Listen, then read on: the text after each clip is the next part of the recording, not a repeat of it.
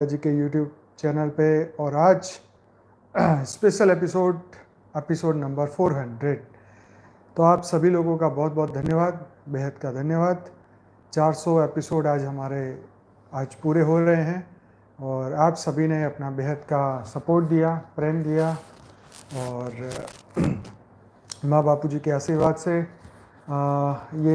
Episode पूरे हो रहे हैं और सभी का बेहद का परम परम स्वागत है। दादाजी के इस YouTube चैनल पे सभी का बेहद का परम परम स्वागत है।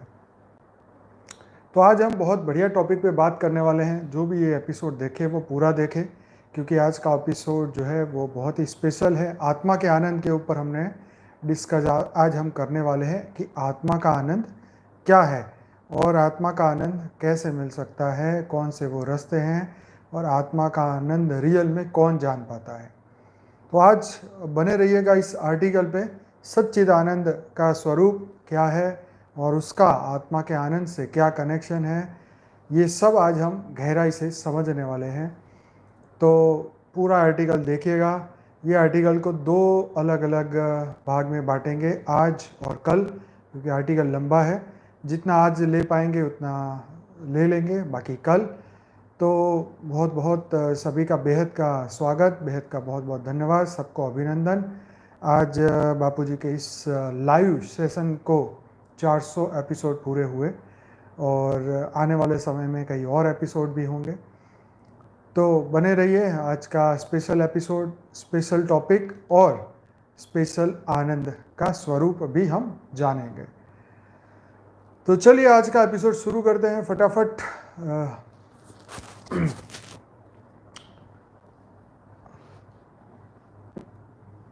तो आत्मा का आनंद, तो पहले तो हमें ये समझना चाहिए कि आत्मा का आनंद, लेकिन इसमें पहले एक पहला क्वेश्चन आता है कि जीव आत्मा भी कहते हैं। तो ये जीव क्या है, इसको भी आज समझने की 2 मिनट में कोशिश करते हैं। जैसे आध्यात्म शास्त्र के अनुसार हम उसे जीव कहते हैं क्योंकि वह आत्मा के रूप में अपनी पहचान खो देता है। देखो, बहुत बड़ी बात है कि आत्मा के रूप में अपनी पहचान जो खो देता है और स्वयं को पंच ज्ञानेंद्रिय मन और बुद्धि के अनुसार सोचने लगता है, जो अपने आत्मा को भूल जाता है कि मैं कौन हूँ, कहाँ से आया हूँ, मेरा स्वरूप क्या है, मेरा मूल स्वरूप क्या है, मेरा डेस्टिनेशन क्या है, मुझे जाना कहाँ है। तो ये जो भी आत्मा ये भूल जाती है और सूक्ष्म देह, मतलब मरणोपरांत जब मृत्यु के बाद ये स्थूल शरीर तो चला जाता है, तो सूक्ष्म देह स्थूल देह रहित, मतलब सूक्ष्म देह की आत्मा को जीव के रूप में भी जाना जाता है। तो जो सीधी बात है, जो आत्मा को नहीं जानता, जो आत्मा के रचयिता परमात्मा को नहीं जानता, वो सब जीव है। और जीव जो है वो आनंद को प्राप्त नहीं कर सकते, क्योंकि आत्मा स्वरूप ही परम आनंद को प्राप्त कर सकते हैं, दिव्य आनंद को प्राप्त कर सकते हैं, आत्मा के आनंद को प्राप्त कर सकते हैं। तो सुख और दुख का संबंध मन और शरीर से होता है, जबकि आनंद का संबंध अंतरात्मा से होता है। मतलब आत्मा से होता है, आनंद का संबंध अंतरात्मा से होता है। आनंद अगर मिल जाए तो कोई व्यक्ति उसे छोड़ना नहीं चाहता। तो पूरी दुनिया में सभी मनुष्य, सभी जीवों को भी आनंद की तो खोज है ही, पर वो आनंद खोजने के लिए वो भौतिक जगत के वस्तुओं को प्राप्त करते हैं। वो सोचते हैं कि मैं 5 करोड़ की गाड़ी ले लूँ तो मुझे आनंद मिले, मैं 100 करोड़ का महल बनाऊँ तो मुझे आनंद मिले। तो इच्छाएं और कामनाएं जो भौतिक जगत की है, जो तामसिक है, जो राजसिक है, सतोगुण, रजोगुण और तमोगुण, उसमें से रजोगुण और तमोगुण, इन चीज़ों से, रजोगुण से बनी हुई जितनी भी भौतिक चीज़ें, तमोगुण से बनी हुई जितनी भी आप चीज़ें जानते हैं, वो सिर्फ कुछ समय के लिए आनंद के आभास को ही प्राप्त कर सकते हैं, रियल आनंद को भी नहीं। तो सतोगुण से की हुई चीज़ फिर भी आनंद को प्राप्त कर सकती है। तो जो बेहद की आत्मा है, वो भी हम देखते हैं रियल में वो कौन सा आनंद प्राप्त करती है। तो जो अनंत है वही सच्चा सुख है। क्या? जो अनंत है वही सच्चा सुख है, मतलब जो अनंत समय के लिए हो। और ये आनंद एक सूक्ष्म अनुभूति है, ये धरती लोक की नहीं है। तो जो अनंत है वही सच्चा सुख है, जो अनंत मात्रा का हो और अनंत काल के लिए हो वही सच्चा सुख है। छोटी छोटी वस्तुएं जो सीमित है, जो छोटी छोटी वस्तुओं में सुख नहीं है, जो सीमित है उसमें सुख नहीं है। विस्तार मतलब एक्सपांसिवनेस ही सच्चा सुख है, मतलब विस्तार ही सच्चा सुख है। इसीलिए अनंत के बारे में ज्ञान प्राप्त करना चाहिए। अनंत मतलब मेरा नाम नहीं, ऊपर वाले की बात है, ठीक है जी। तो expansiveness is itself true happiness, hence one should acquire knowledge about the infinite. तो वो जो इनफाइनाइट है उसको जानना है, मानना है, पहचानना है, तब सच्चे सुख का अनुभूति होगी। इसलिए यदि किसी का मन अनंत और सर्वव्यापी हो जाता है तो आनंद भी असीम हो जाता है। देखो, यस, अतीन्द्रिय सुख मतलब इंद्रियों से परे का सुख, मन बुद्धि से भी परे का सुख, क्योंकि मन और बुद्धि, संस्कार सब कुछ माया से बना है। तो माया में सच्चा सुख नहीं है। तो यहाँ क्या कहा है, यदि किसी का मन अनंत और सर्वव्यापी हो जाए तो आनंद भी असीम होगा। बहुत बड़ी बात, बहुत गहरी बात। जब कोई व्यक्ति पूरे विश्व के कल्याण के बारे में सोचता है तब उसका जो आनंद है या उसकी आत्मा का जो कॉन्शियसनेस, चेतना का लेवल है वो बढ़ जाता है और वो सर्वव्यापी, उसका माइंड जो है वो अनंत शक्तियों को प्राप्त करता है और अनंत सुख को वो प्राप्त करता है। इस संसार का बड़ा आकर्षण आनंद है। हंसना, मुस्कुराना एक ऐसा वरदान है जो वर्तमान में संतोष और भविष्य की शुभ संभावनाओं की कल्पना को जन्म देकर मनुष्य का जीना सार्थक बनाता है। मांडोक्योपनिषद में ऋषि कहते हैं, तद विज्ञाने न पश्यन्ति धीरा आनंद स्वरूप मूर्त यदि विभाति। अर्थात ज्ञानी लोग विज्ञान से अपने अंतर में स्थित उस आनंद रूपी ब्रह्म का दर्शन कर लेते हैं एवं ज्ञानियों में भी परम ज्ञानी हो जाते हैं। सुख भौतिक है तो आनंद आध्यात्मिक है। फिर से ये लाइन कहूंगा, ज्ञानी लोग विज्ञान से मतलब भौतिक जगत का विज्ञान नहीं, आध्यात्मिक जगत का विज्ञान। ज्ञानी लोग विज्ञान से अपने अंतर में स्थित उस आनंद रूपी ब्रह्म का दर्शन कर लेते हैं एवं ज्ञानियों में भी परम ज्ञानी हो जाते हैं। तो वो सुख भौतिक है तो आनंद आध्यात्मिक है। तो जो परम ज्ञानी बन जाते हैं वही आनंद रूपी ब्रह्म का दर्शन कर पाते हैं और वही सच्चा आनंद प्राप्त कर सकते हैं। आत्मा का आनंद, ब्रह्म का आनंद, ये जब उसकी ओर हमारा फोकस हो, जब उसकी ओर हमारी बुद्धि हो, हमारी चेतना का स्तर एक्सपांड हो जाए। एक व्यक्ति विशेष के लिए नहीं, अनंत जीवों के बारे में सोचे, बेहद के विश्व कल्याण के बारे में सोचे, तो ये आनंद मल्टीपल हो जाता है। जब तुम एक व्यक्ति के बारे में सोचते हो तो आनंद की मात्रा बहुत कम होती है। जब आप ज़्यादा लोगों के बारे में, लंगर का मतलब क्या होता है, 2-4 लोगों को खिला दिया तो ठीक है भाई, ओके। लंगर मतलब कितने भी आए, कितने जाएं, सबको खाना खिला, तो लंगर का एक अलग आनंद है ना। तो ये मतलब यही है कि विश्व कल्याण जो है ना, ये सबसे बड़ी बात। अब देखिए, अब आपको एक और बढ़िया बात बताते हैं कि सत्य चित्त आनंद। तो सत्य चित्त और आनंद, इसकी पूरी डेफिनेशन हम समझते हैं और सच्चिदानंद कौन है ये भी हम समझते हैं। तो परमात्मा अर्थात परमात्मा को ही सत्य चित्त आनंद कहा जाता है। देखो, परमात्मा को ही सच्चित आनंद स्वरूप कहा जाता है। तो बापूजी हमेशा क्या बोलते हैं कि तुम बेहद की परम परम परम परम आत्मा हो, महान आत्मा हो, दिव्य आत्मा हो, जागृत आत्मा। तो वही जो इस रहस्य को जान लेता है वही सच्चिदानंद स्वरूप बन जाता है। वही बेहद की परम परम परम आत्मा ही इस सत्य चित्त और आनंद का स्वरूप बन जाती है। प्राप्त करने की बात नहीं, वो खुद ही है। अनंत तो मैं खुद ही हूं। तुम्हारी डेफिनेशन अलग हो सकती है, मेरी डेफिनेशन अलग हो सकती है, मेरा नाम अलग हो सकता है, आपका नाम अलग हो सकता है, पर मैं वही हूं। ये आपको पता होना चाहिए। सत्य चित्त आनंद मेरे खुद का ही स्वरूप है। आइए आगे बढ़ते हैं। तो सत्य आनंद का अर्थ तो हमने समझा। अब सुखी कौन है, इसके ऊपर भी एक छोटी सी स्टोरी है, वो भी हम चर्चा करते हैं। तो सत्य मतलब ट्रू, वेद पुराणों के अनुसार से सत्य को खोजना। तो सत्य चित्त आनंद, तो पहला है सत्य। तो सत्य को जो खोजता है वो, चित्त मतलब कॉन्शियसनेस, चेतना, मन की जागृत अवस्था, सत्य से परिचित जीव। देखो क्या शब्द है, सत्य से परिचित जीव, मन की जागृत अवस्था। यहां मन की जागृत अवस्था की बात है। देखो चित्त मतलब हमारा कॉन्शियसनेस, उसको बोलते हैं मन की जागृत अवस्था, सत्य से परिचित जीव। और आनंद मतलब सुखी, प्योर हैप्पीनेस, मतलब जीव या व्यक्ति को सत्य का पता चलने के बाद संपूर्ण आनंद, प्योर हैप्पीनेस की अनुभूति प्राप्त होती है। क्या? जो आत्मा सत्य का पता चलने के बाद ही संपूर्ण आनंद की अनुभूति होती है। इसलिए सत्य चित आनंद को मिलाकर सप्तक बना है सच्चिदानंद।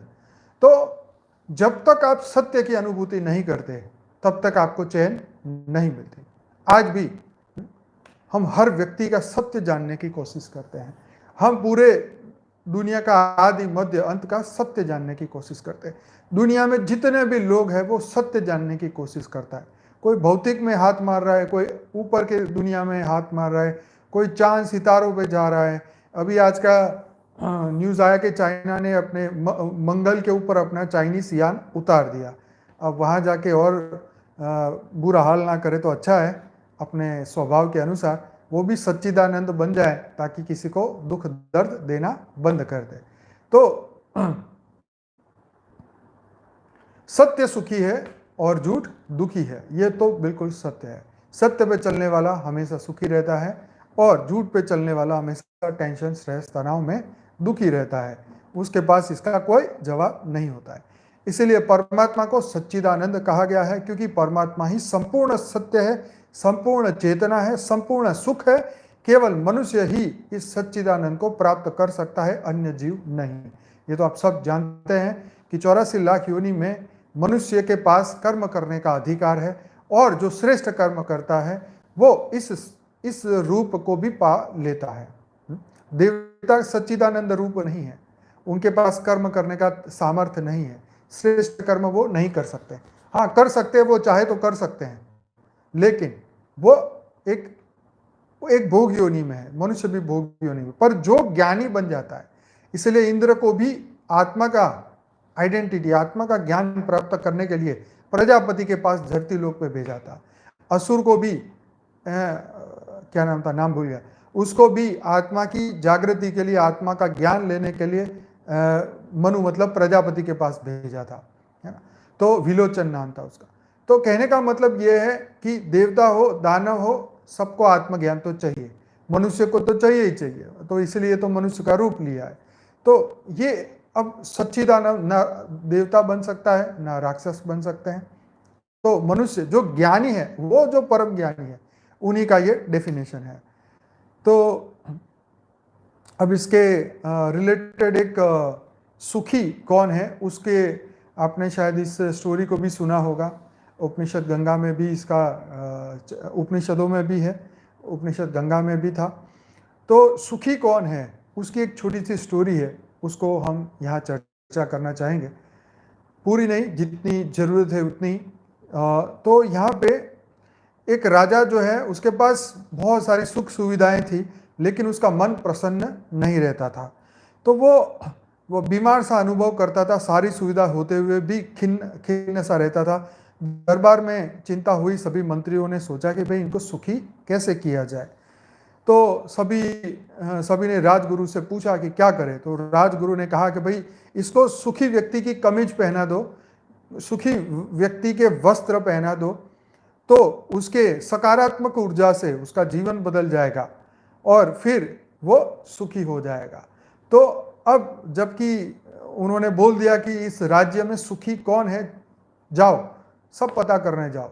तो सब ढूंढने लगे कि इस राज्य में सुखी कौन, सुखी कौन, सुखी कौन। सभी लोगों का पता किया, कौन सुखी है, कौन सुखी है। सबको पूछने लगे तुम्हारे जीवन में दुख क्या है। तो तो सब ने अपने अपने दुख बताए। तो भाई सुखी तो कोई मिल ही नहीं रहा था, मिल ही नहीं रहा था। हाँ, तो सभी लोग जो है कहीं ना कहीं इच्छाओं के कारण, वासनाओं के कारण कहीं ना कहीं उनके अंदर दुख का अंश तो था। कोई शोक कर रहा था, कोई इच्छा प्राप्ति ना होने पे बहुत दुखी था, किसी का शोक खत्म नहीं हो रहा था। तो ऐसे ढूंढते ढूंढते ढूंढते सभी लोग ढूंढते ढूंढते एक व्यक्ति को जाके मिले, उसका नाम था गाड़ीवान।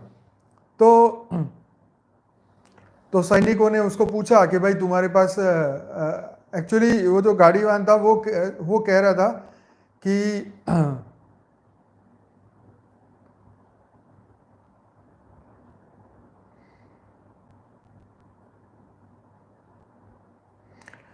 उसने कहा कि भाई भगवान को कह रहा था, वाह प्रभु मैं तो बहुत सुखी हूँ और मुझे बहुत ही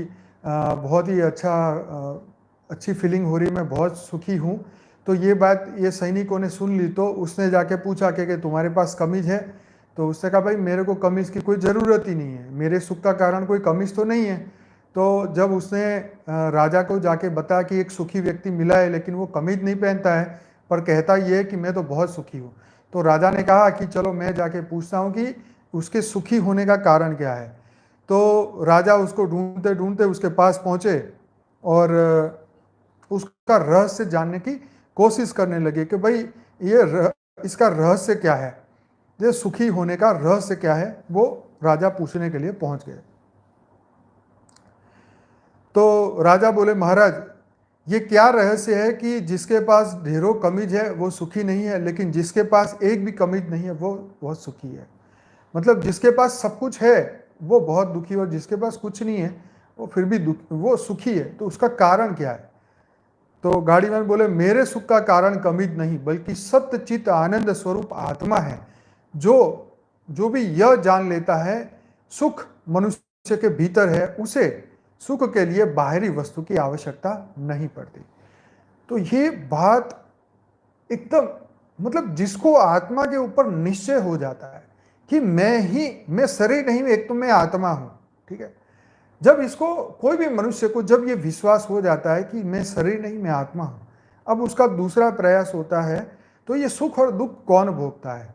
फिर शास्त्रों में से कड़ी मिलती है कि मन ही करता मन ही भोगता। मन के माध्यम से शरीर कर्म करता है और वही कर्म वो भोगता है। मन ही करता मन ही भोगता। तो मनुष्य वो कर्म करता है, वो भोगता है। तो आत्मा का इसमें आनंद कहाँ है वो हम समझने की कोशिश करते हैं। तो पहला तो जिसने अपनी आत्मा को जान लिया, आत्मा के ऊपर उसका बिलीफ आ गया, विश्वास आ गया, ठीक है। तो राजा ने कहा मन तो हमेशा सुख के लिए बाहरी वस्तु की ओर भागता रहता है। तो वो गाड़ीवान बोला राजे जो तुम अपने अंदर की सत्य चित्त आनंद स्वरूप आत्मा को जान लेता है वह व्यक्ति बाहरी सुख की तरफ आकर्षित नहीं होता। राजन आत्मा का रूप है, आत्मा आनंद है, तो इसलिए चारों तरफ आनंद ही आनंद है। तो मतलब ये है कि जो भी व्यक्ति आत्मा के स्वरूप को जान लेता है, जिसको ये पता चल जाता है, जब व्यक्ति ये जान लेता है कि आत्मा के अंदर ही अथा सुख है, आत्मा ही परम शांति का स्वरूप है, उसके अंदर ही मूल परम आनंद आत्मा में ही है, क्योंकि सब बेहद की परम महान आत्माएं हैं। तो हम उस अविनाशी के अंश है, तो वो अविनाशी परम आनंद का महासागर है, तो हम सब भी आनंद के महासागर है। तो वो आनंद का महासागर सूख क्यों जाता है?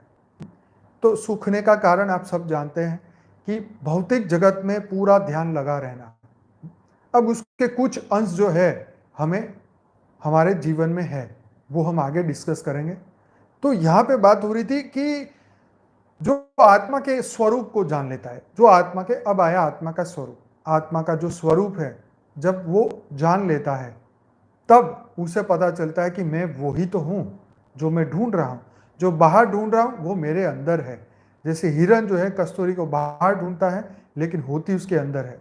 तो ये जो आत्मा का सुख है, मतलब जब तक वो आत्मा के स्वरूप को नहीं जानता, नहीं मानता, उसके ऊपर बिलीफ नहीं आता, उसके स्वरूप को नहीं जान पाता कि मैं ही वो परम प्रकाश हूँ, मैं ही वो परम लाइट हूँ, मैं ही वो परम शांति का सागर हूँ, तब तक वो सुख को स्पर्श नहीं कर सकता।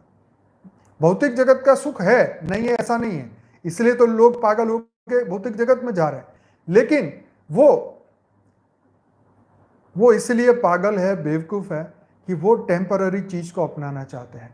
क्योंकि जीवात्माएं, आत्माएं अनंत जन्मों से जीवन और मृत्यु में आ रही है। अनंत जन्मों से जन्म लिया, अनंत बार मृत्यु हुई, अनंत बार रिश्ते बने, अनंत बार बच्चे हुए, अनंत बार हजारों रिश्ते हुए, सब कुछ होता ही रहा, होता ही रहा, होता ही रहा। लेकिन उसने सत्य चित्त आनंद स्वरूप को नहीं जाना, नहीं जाना और नहीं जाना। तो सबसे बड़ी बात, अनंत जन्म से भटकता हुआ जीव इस रूप को, हाँ उसने हजारों बार सुना होगा, लेकिन उसका बिलीव उस रास्ते पे चलने को तैयार नहीं हुआ। यही बात है कि आप आत्मा के स्वरूप को जानने के बाद उसको जागृत नहीं करना चाहते, आप उसको अनुभूति नहीं करना चाहते, आप उसको परमानेंट बनाना नहीं चाहते। आप फिर भी मन, बुद्धि और संस्कार से घड़ी बनी हुई इस माया से बनी हुई दुनिया में सुख ढूंढ रहे हो। तुम सोचते हो कि दोस्तों से फोन पे बात करूंगा आनंद आ जाएगा, तुम सोचते हो घूम के आऊं तो आनंद आ जाए, इसको मिल के आऊं तो आनंद आ जाए, ये देख के आऊं तो आनंद आ जाए, गार्डन में हो तो आनंद आ जाए। तो आनंद तो बचपन से ही एक बच्चा भी आनंद ढूंढ रहा है, बड़ा भी आनंद ढूंढ रहा है, बुढ़ा भी आनंद ढूंढ रहा है। तो ये उसका स्वभाव है। तो आत्मा का स्वभाव, कोई भी व्यक्ति दुख नहीं ढूंढता, वो आनंद ही ढूंढता है, वो उसका स्वभाव है। क्योंकि आत्मा अंदर से ही सच्चित आनंद है। कोई तो जो आनंद है वो आनंद ढूंढता है। जो एकदम तमो प्रधान बन चुकी है, जिसने अपने स्वरूप को स्वीकार कर लिया कि मैं बड़ा राक्षस हूं, मैं बहुत बड़ा राक्षस हूं, उस तामसिक स्वभाव को अपना मान लिया है। मतलब यहां पे सबसे बड़ा क्वेश्चन है कि तुम किसको अपना मान रहे हो। जिसको तुम अपना मानोगे, जो तुम मानोगे वही तुम बन जाओगे। तुम मानोगे मैं तो देवता हूं, देने वाला हूं, सुख देता हूं, सबको आनंद देता हूं, तो तुम देवता बन जाओगे। तुम सबका छीन के खाने में आनंद मिल रहा है तो तुम्हारे आसुरी संप्रदाय के संस्कार है, तो तुम वही बनने वाले हो जो तुम चाहते हो।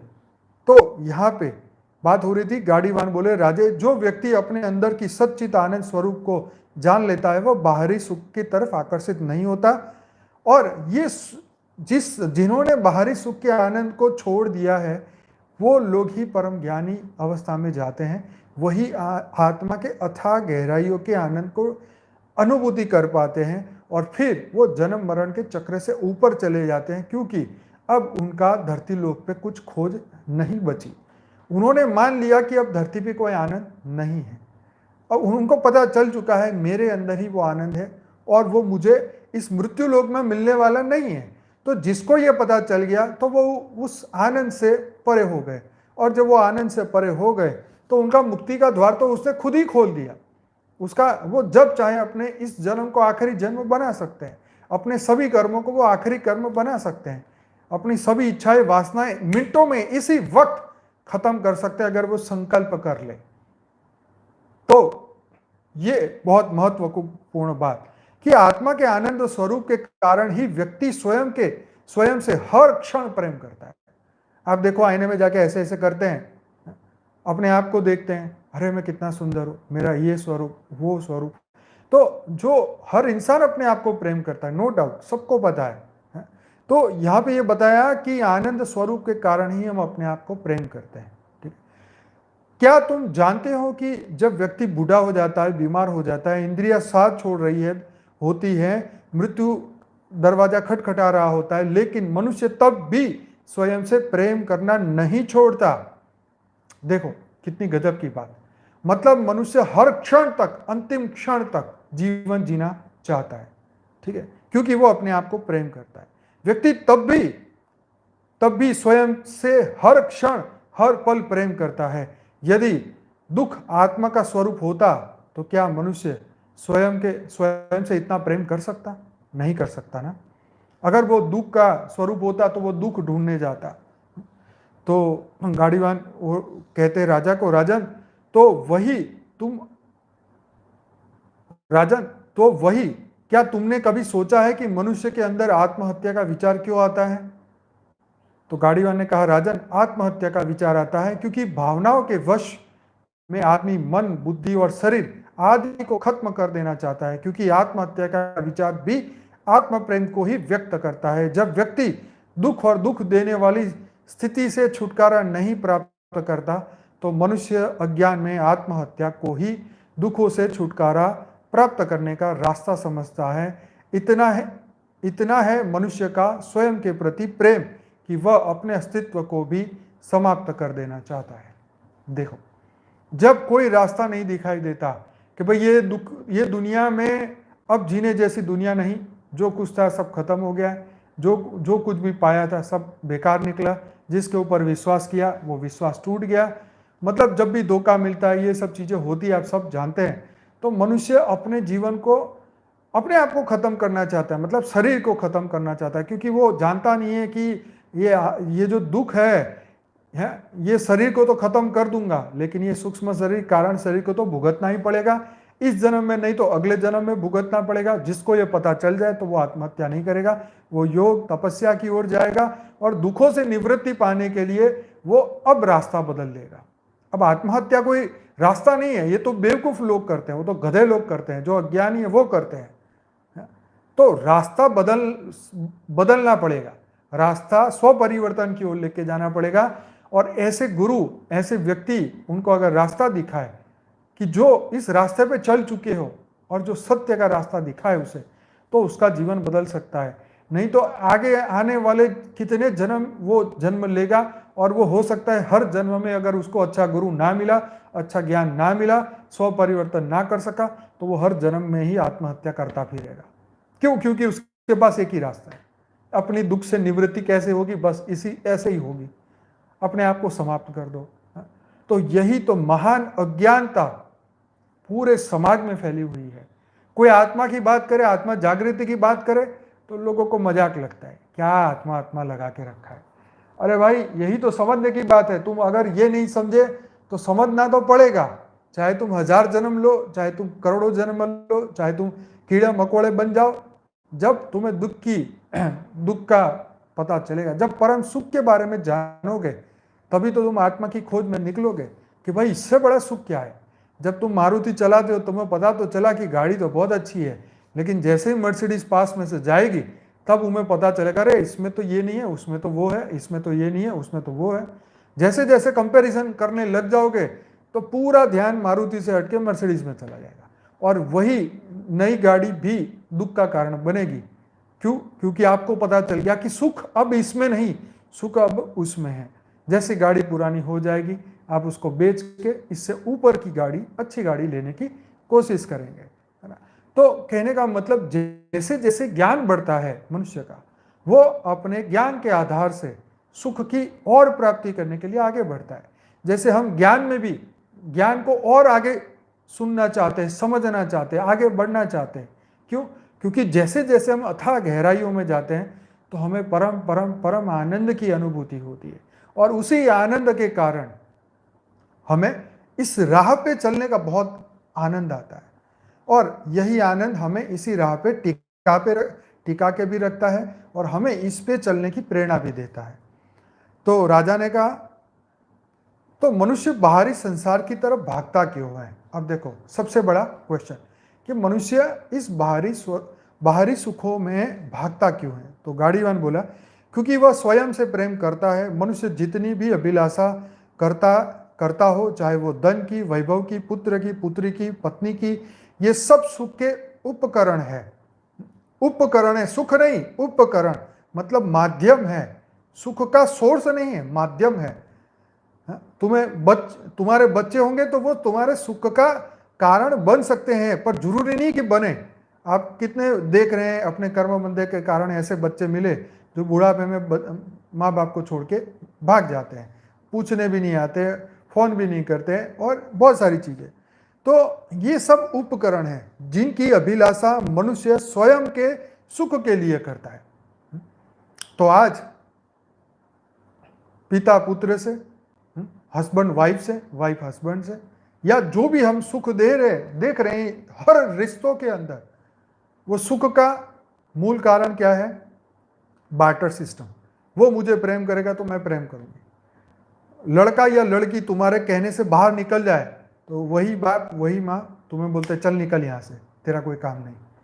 तो यहाँ पे हम उसमें सुख हमने पहले उसमें डाला, अब उस सुख से आशाएं बंधी कि ये मेरे सेवा करेगा, ये मुझे पूछेगा। जब वो नहीं होता, जैसे तुमने बच्चे को बोला बेटा काम कर तो वो जाके पानी ले आ तो पानी ले आ, दूसरा काम दिखा जाए किताब ले आ तो वो लेने नहीं जाता। तुम सोचोगे साला कहाँ से राक्षस पैदा हो गया घर में। तो कहने का मतलब ये है, इच्छा ना पूरी हुई तुरंत ही हमारा भाव बदल गया। तो यहाँ ये सब मतलब के रिश्ते हो गए, यहाँ आत्मा के रिश्ते नहीं है, मतलब के रिश्ते हो गए। तो ये धरती लोक है। तो यहाँ पे यही समझाने की कोशिश कर रहा है कि मनुष्य ने अभिलाषा पैदा करी, और ये सभी जो रिश्ते हैं वो उपकरण हैं जिनकी अभिलाषा मनुष्य स्वयं के सुख के लिए करता है। तो रिश्तों से सुख कौन चाहता है? मनुष्य, कि मुझे ये मेरा बेटा है तो मेरा सुनेगा, ये मेरी बेटी है तो मेरा सुनेगा, जो मैं कहूँगा वो करेगा, तो उसमें उसको सुख मिलता है। देखा मैंने उसको कहा, उसने किया ना, तो देखो अब कितना अच्छा है। तो ये बात है। तो रिश्ते जो है यहाँ पे अभिलाषा महत्व की चीज है। लेकिन मनुष्य स्वयं के संबंधी और रिश्तेदार तक भी छोड़ देता है। सुनो ध्यान से, मनुष्य स्वयं के संबंधी और रिश्तेदार तक भी छोड़ देता है अगर वे दुख का कारण बन जाए।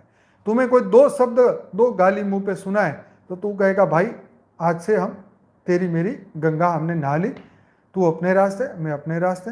ईगो हर्ट हुआ नहीं कि हम सीधा नंबर ब्लॉक करेंगे। तो बात वही है कि अगर वे दुख का कारण बनते हैं क्योंकि वह उन सब में सबसे अधिक स्वयं से प्रेम करता है। यहाँ तक कि मनुष्य स्वयं से इतना प्रेम करता है कि अपने सुख के लिए किसी को भी छोड़ सकता है, स्वयं को समाप्त भी करना पसंद करता है। अर्थात एक तरफ स्वयं का सुख होता है तो दूसरी तरफ पूरा संसार। स्वयं के लिए इतना प्रेम ही आत्मा के सुख का स्वरूप का प्रमाण है। तो ये सबसे बड़ा प्रमाण है कि हम अगर उस रिश्ते से सुख ना मिले तो हम छोड़ने को तैयार हो जाते हैं। हम कोई भी रिश्ता नहीं निभाएंगे अगर हमें सुख ना मिले। तो ये, और देखो अनकंडीशनल प्रेम तो परमात्मा से ही कर सकता है व्यक्ति, और जो भी व्यक्ति अनकंडीशनल प्रेम करे, चाहे माँ बाप बेटा बेटी, अनकंडीशनल प्रेम करे तो ही उसको अनकंडीशनल उसका रिवार्ड मिलेगा। अगर तुमने कंडीशन से प्रेम किया है तो तुम्हें जरूरी नहीं कि वो वही व्यक्ति दुख का कारण भी बन सकती है। जैसे हमने एक बार एक स्टोरी चर्चा की थी कि एक राजा, उसके घर बच्चा नहीं हो रहा था, वो आत्महत्या करने जा रहा था। एक साधु मिल गया, साधु ने कहा भाई क्यों जा रहा है? कहता देखो जी मैंने बहुत ट्राई किया है, बच्चा नहीं हो रहा है, मेरे को मरना है, अगर तुम मेरे को मरने से बचाना चाहते हो तो मेरे को आशीर्वाद दो, मेरे घर बच्चा हो जाए। तो ना करते हुए उसने उसको साधु को मना दिया। साधु ने कहा ठीक है बच्चा तो हो जाएगा लेकिन यही तेरे दुख का कारण भी बनेगा। उससे कहा चल हो तो जाएगा ना, चलो मेरा एक काम तो हुआ। तो वो घर आया और वो सेब लेके आया और उसने एक रानी को बच्चा हो गया और बाकी 3 रानियां उसके मुंह देखती रह गई। तो बाकी की 3 रानियों ने जलन के कारण वो बच्चे को मार दिया। तो वो सुख का कारण बच्चा तो आ गया लेकिन वही उसका दुख का कारण भी बन गया। एक पूरा एपिसोड हमने इस पर चर्चा की थी। तो यहाँ पे बात हो रही है कि यदि ऐसा नहीं होता तो मनुष्य दुखों से प्रेम करता।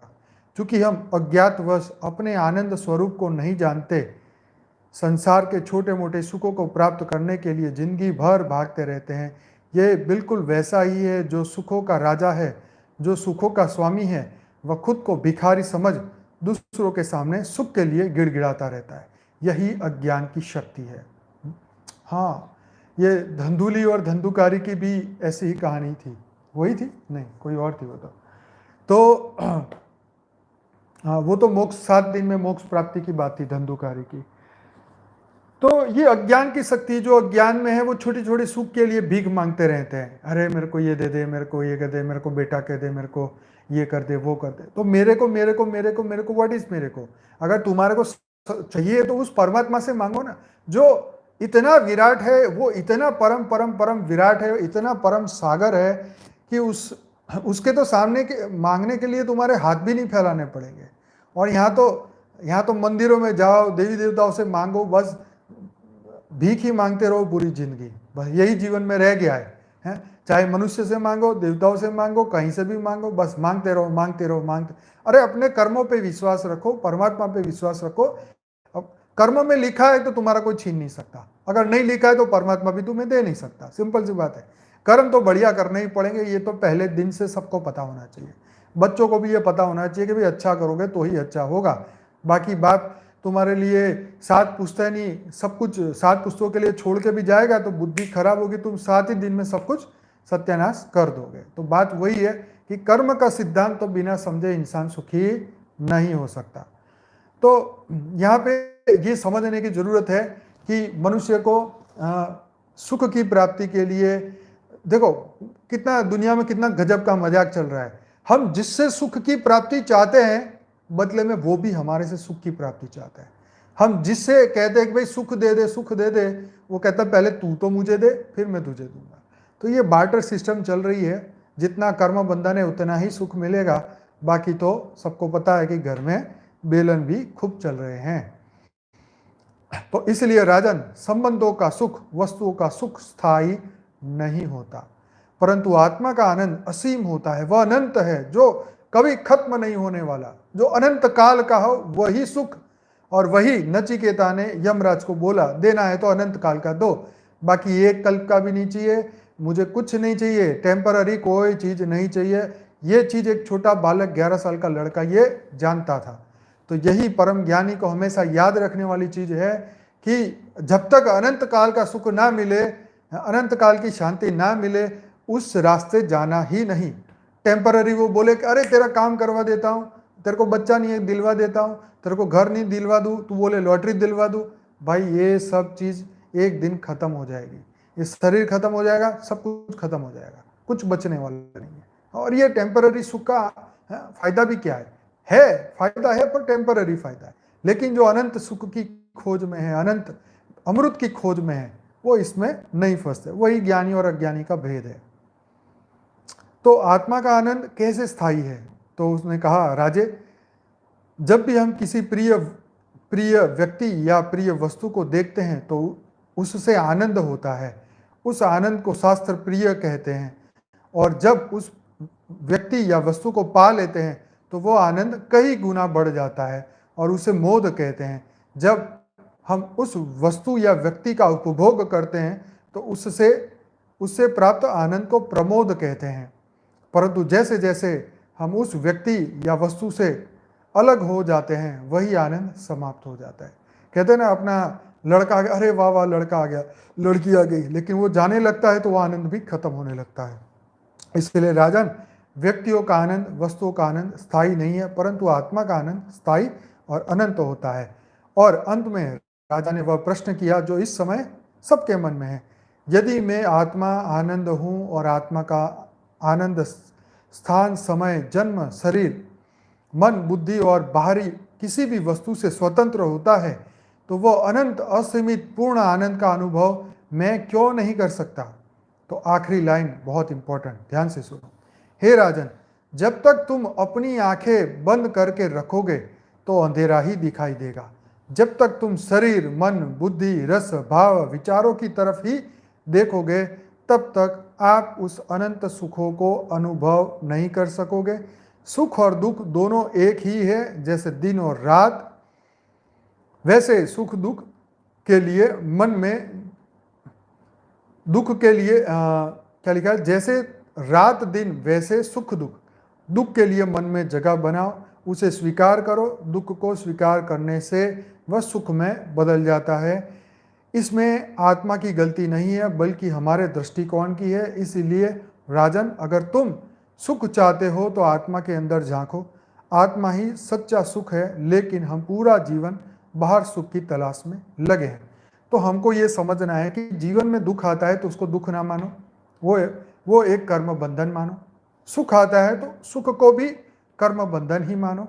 ये परमानेंट नहीं है, ना सुख ना दुख परमानेंट नहीं है, तो परमानेंट है आत्मा। तो आत्मा स्वरूप को जानो, आत्मा स्वरूप में टिकने का अभ्यास करो, तभी वो आनंद बाहर आएगा। तो जबकि हम खुद ही आनंद है ये भूल जाते हैं कि जिसका सबसे बड़ा कारण हम सत्य को नहीं जानते, तो चित्त हमारा बाहरी सुख ढूंढने में लगा रहता है और हम उसे आनंद की अनभिज्ञ रहते हैं, हम आनंद से अनभिज्ञ रहते हैं।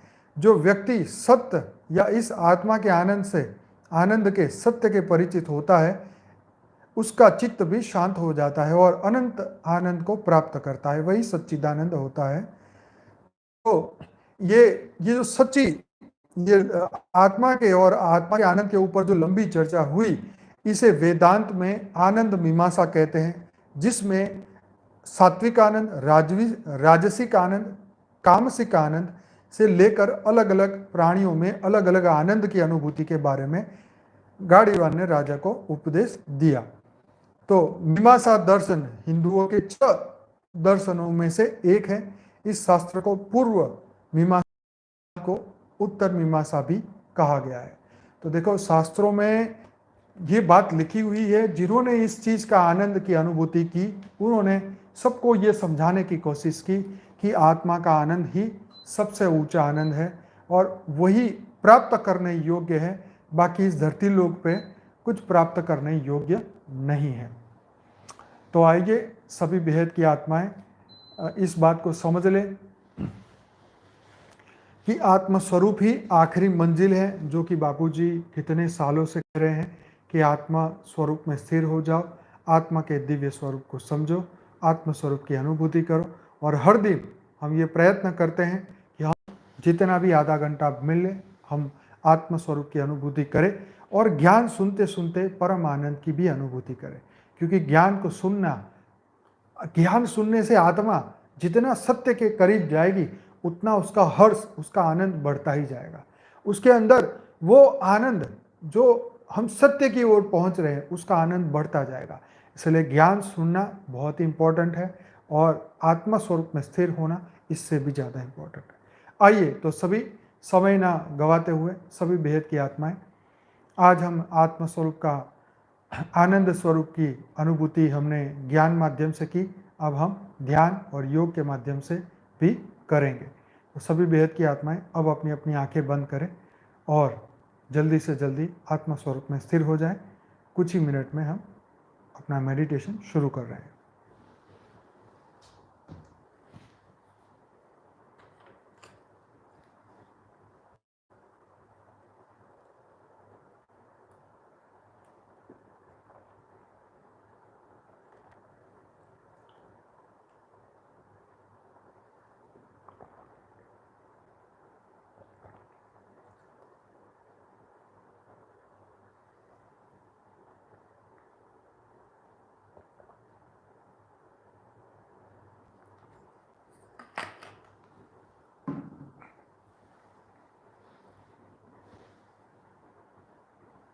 सभी बेहद की आत्माएं अपनी अपनी आंखें बंद करें, एकदम परम शांति की अवस्था में आ जाए, परम लाइट, परम प्रकाश की अवस्था में आ जाए, एकदम रिलैक्स हो जाए, मन के सभी विचारों को समाप्त कर दें। आत्मा की अनुभूति, आत्मा का आनंद चाहते हैं तो मन से ऊपर उठना होगा, बुद्धि को आत्मा में स्थिर करना होगा और धीरे धीरे धीरे धीरे निसंकल्पता की ओर आगे बढ़ना है।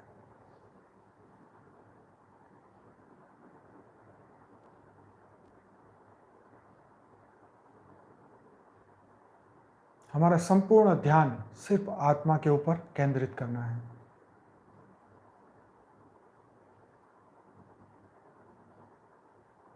जितनी देर हम आत्मा स्वरूप में स्थिर होंगे, उतनी ही देर सभी दुखों से निवृत्ति होगी, क्योंकि कॉन्शियस माइंड हमारा बंद हो जाएगा।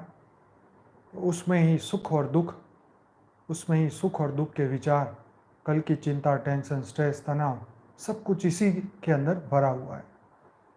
तो जितनी देर दुखों से निवृत्ति चाहते हो, दुखों से मुक्ति चाहते हो, तो मन को सुनना बंद करो, मन की चैटर बॉक्स को बंद करो, मन को संपूर्ण मुट्ठी में बांध लो। आत्मा की गहरी अवस्था में हम सब पहुंचते जा रहे हैं, गहरे से गहरे, अति गहरे दिव्य आनंद, परम लाइट, परम प्रकाश हमारा जागृत हो चुका है। प्योर वाइट लाइट, हमारी आत्मा प्योर वाइट लाइट है। भ्रुकुटी के बीच में प्योर वाइट लाइट दिखाई दे रही है। धीरे धीरे आत्मा का प्रकाश बढ़ता जा रहा है, परम लाइट, परम प्रकाश बढ़ता जा रहा है।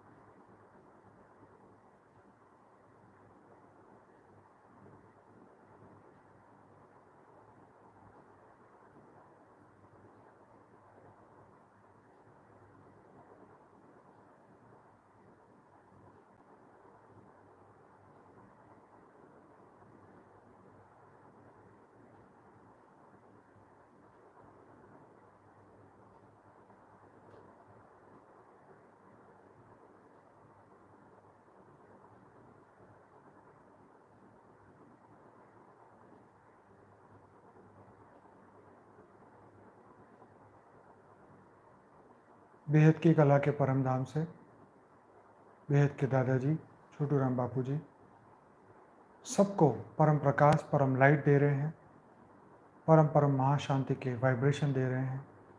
सीधे हमारे आत्म स्वरूप में परम लाइट, परम प्रकाश उतरता जा रहा है, उतरता जा रहा है, उतरता जा रहा है।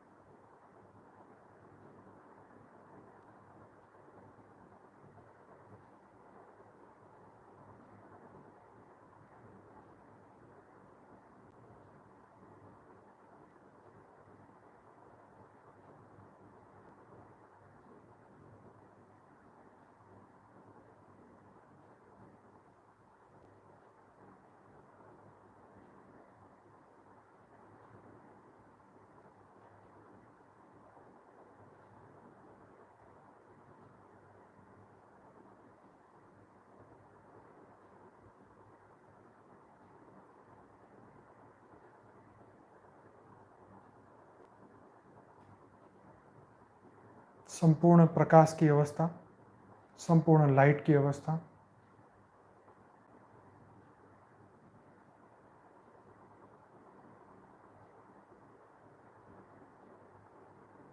संपूर्ण शरीर, संपूर्ण ओरा परम प्रकाश का, परम लाइट का बन चुका है,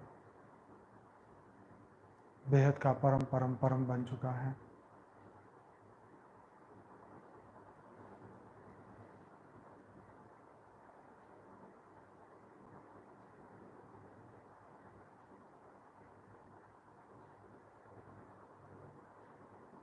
बेहद की परम परम परम शांति हो गई है। स्थूल शरीर, सूक्ष्म शरीर, कारण शरीर, महाकारण शरीर, परम महाकारण शरीर, सभी के अंदर परम प्रकाश, परम लाइट आ रहा है।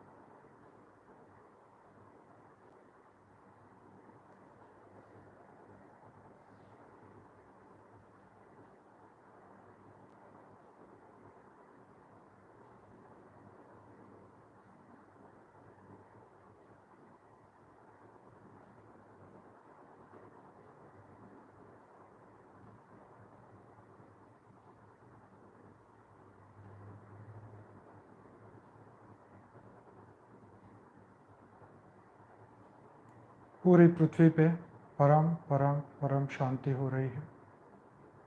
आकाश, वायु, अग्नि, जल, पृथ्वी, पांचों तत्व परम परम परम शांत हो रहे हैं। तत्वों का शुद्धिकरण हो रहा है। पांचों तत्व प्योर होते जा रहे हैं।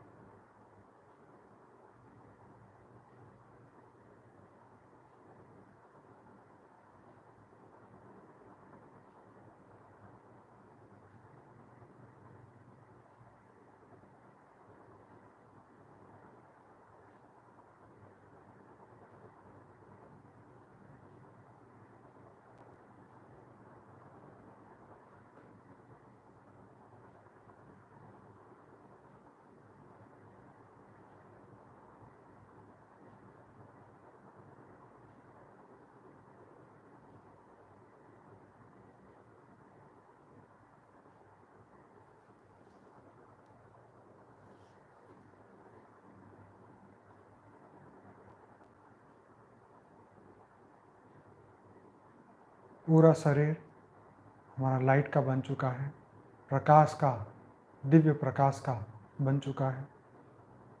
पूरा घर लाइट हाउस बन चुका है। घर के सभी मेंबर्स परम लाइट, परम प्रकाश के ओरा में हैं। सबको परम परम परम प्रकाश मिल रहा है। सबको परम परम परम शांति मिल रही है। बेहद की परम परम परम शांति मिल रही है।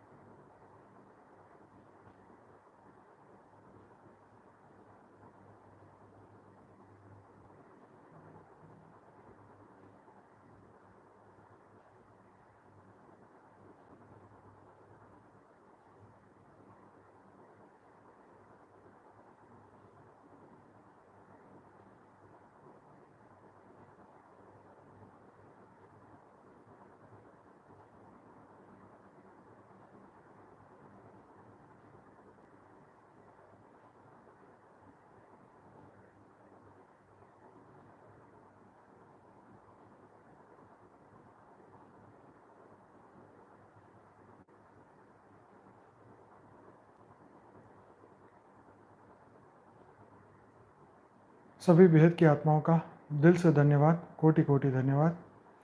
कल भी हम आत्मा के आनंद के ऊपर ही पार्ट 2 बनाने वाले हैं। कल का एपिसोड इससे भी बढ़िया मज़ेदार होने वाला है।